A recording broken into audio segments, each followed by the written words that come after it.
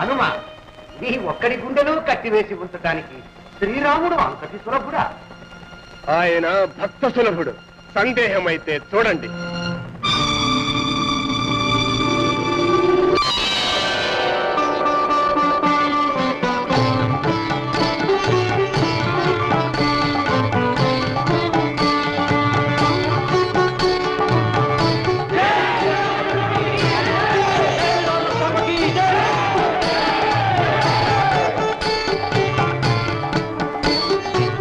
నీవు చిరంజీవై, భవిష్యత్ బ్రహ్మవై, అసమాన శక్తి సంపన్నుడవై వర్ధిల్లదవు.